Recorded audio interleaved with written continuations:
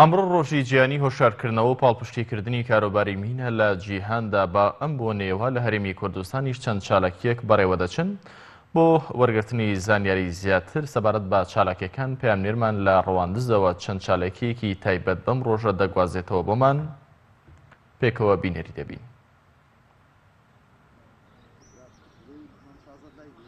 بەڵە کارزان سڵاو لە تۆ لە بینەرانی بەڕێز بێتن. دیارە ئەمڕۆ ڕۆژی جیهانی هۆشیارکردنەوە و پاڵپشتی کاروباری مینە. دیارە ئەم ڕۆژەکەوا دیاری کراوە بۆی پاڵپشتی کاروباری مین بکرێتن و هۆشیاری زیاتر بڵاو بکرێتەوە بۆی هاوڵاتیان تووشی ڕووداوەکانی مین و تەقەمەنی نەبن. دیارە لە حامێ ڕەواندزی ئەمڕۆ لێرە کۆمەڵێک چالاکی لەلایەن دەستگای گشتی کاروباری مینەوە بەڕێوە چوون پێشانگای کرایەوە، هەروەها کۆمەڵێک کارمەندی خەمخۆر و لێهاتوو لەم دەستگایە لەلایەن بەڕێوەبەرایەتیەکەوە خەڵاتی ڕێزلێنانیان پێبەخشا. من بۆ زانیاری زیاتر قسەکردن لەسەر ڕۆژە ئەسمەلای بەڕێز جەمال جەلال بەڕێوەبەری گشتی کاروباری مینی هەولێر ماوەستا سڵاوت لێبێتن.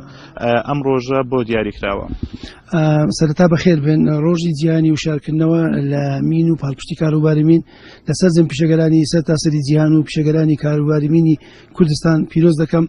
هەڵبەت ئەو ڕۆژە ڕۆژێکی جیهانی گرینگە کە دان پێدانراوە لەلایەن نەتەوە یەکگرتوەکان لە مانجی 12 ساڵی 2005 بۆ یەکەمی جار هەیەتی گشتی نەتەوە یەکگرتوەکان لە ئەوەی ڕێز لە بابڕین پیشەگەرانی مین و ئەو بەرنامانی مین بگرە سەر تاسەری جیهان ڕۆژێکی دیاری کرد کە ڕۆژی 4 نیسان بوو، ناوی لەنا ڕۆژی جیهانی وشارکردنەوە لە مین و پاڵپشتی کاروباری. یعنی دوو هەدەف فێرەوەی، یەکەچان ڕۆژێکی جیهانیە لەوەی خەڵک وشارکردەوە لە مەترسیەکانی مین لەسەر تاسەری جیهان، چونکە نێزیەکی 84 وڵات لە جیهان دووچاری کێشەی مین بوونە. وەزایدەن پاڵپشتیکردنی ئەوە، یعنی ئێمە دەتوانین لەو ڕۆژ داوا بکەین پاڵپشتیمان بکرێت، دەتوانین داوا بکەین ئەو دەوڵەتە بەخشەرەکان شتمان بۆ دابینکەن، ئەوە فرسەتێکی باشە پڕۆژەمان نەبیتن. بەڵە سنووری بەراوبەرایەتێکەوە سنوورێکی فراوانەکەوە زۆر پیس بووە بە مین. ئەم ساڵ تاوەکو ئەمڕۆ کە چواری سوارە چەند هاوڵاتی لەم دەبەرە کەوتونەتە بەر مین و تەقەمەنی. بەڕاستی نیگەرانیە کە باسی بکەین. هەتا ئێستا کە ئەوڕۆ بابلین سەرەتای مانجی چارە 4 کەس لە سنووری پارێزگای هەولێری سنووری جۆغرافی پارێزگای هەولێر بە بەرمین کەتینە، یەکەچان گیانی لەدەستداوە و دانێشتیان سیانی تریشان بریندار بوونە. هیوادارین کە دوعا دەکەین ئینشاءالله ئەو سات چیری قوربانیمان نەبێت، چونکە بەڕاستی پارەکە ژمارەی قوربانیانمان 13 قوربانی بوو، 7 کەس گیانی لەدەستدا بوو، 6 بووبوونە پەککەوتەوە بریندار. بەرمایتان بۆ هاوڵاتیان چێکەوە لەم مانگەدا کە بەهارە بڵین هاوڵاتیان بۆ گەشت و سەیرانیا خود بۆ جیا بەهاریەکان ئەسنە دەرەوە. خۆشتەزانی ئەم ساڵ بارانێکی زۆر باری وە پێتان وانە لوغمەکان لە شوێنی خۆیان ڕۆیشت بوون و مەترسی بۆ سەرژیانی هاوڵاتیان دروست بکەن.